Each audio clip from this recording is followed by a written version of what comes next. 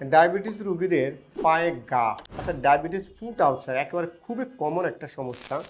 বিশেষ করে যাদের ডায়াবেটিস নিয়ে নিউরোপ্যাথি হয়ে থাকে, অর্থাৎ পায়ের দিকে আপনার জ্বালা পোড়া বা অবশ অবশ ভাব, তাদের একটা সময় ডায়াবেটিস ফুট আলসার হওয়ার সম্ভাবনা থাকে অনেক বেশি। এবং পৃথিবীতে প্রতি 30 সেকেন্ডে একজন মানুষ তার পা হারায়। অর্থাৎ এই ডায়াবেটিস ফুট আলসারের জন্য অনেক সময় আপনাকে অ্যাম্পুটেশন করতে হয়, অর্থাৎ আপনার পাটাকে কেটে ফেলতে হয়। কিন্তু আসার কথা হচ্ছে, আপনি যদি ভালোভাবে কেয়ার করেন, আপনার পাটার যত্ন করেন, আপনি কিন্তু 80% ক্ষেত্রে ডায়াবেটিস ফুট আলসারটা আপনি কিন্তু প্রিভেন্ট করতে পারেন। এখন যাদের ইতিমধ্যে ডায়াবেটিস ফুড আলসার হয়ে গেছে, তারা হয়তো অনেকভাবে আপনি অনেক চিকিৎসা নিচ্ছেন, আপনি হয়তো ড্রেসিং করতেছেন, কিন্তু আপনার এটা সমাধান হচ্ছে না। শুধু ড্রেসিং করলে হবে না, এটার জন্য কিছু অত্যাধুনিক কিছু যে চিকিৎসা আছে। এই অত্যাধুনিক চিকিৎসাগুলো হচ্ছে ওজন থেরাপি।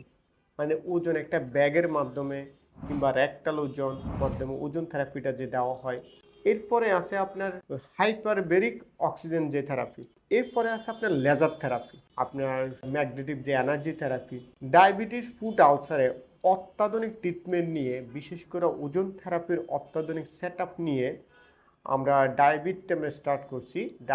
হচ্ছে ডায়াবেটিস কমপ্লিকেশানগুলোকে আপনার বিট করার জন্য হচ্ছে যে ডায়াবেটিস মিশন ভিশন। সো যারা ডায়াবেটিস ফুট আলসার কোনোভাবে ভালো করতে পারতেছেন না, কিংবা ডায়াবেটিস নিয়ে হোমিওপ্যাথিতে কষ্ট পাচ্ছেন, আপনারা আমাদের ডায়াবেটে আসতে পারেন। আই হোপ দ্যাট আমাদের এক্সপার্ট টিম এবং আমাদের অত্যাধুনিক ওই সেবার মাধ্যমে আপনারা ডায়াবেটিস নিউরোপ্যাথি এবং ডায়াবেটিস ফুট আলসারের সমস্যাটা ইনশাল্লাহ আশা করি সমাধান পাবেন।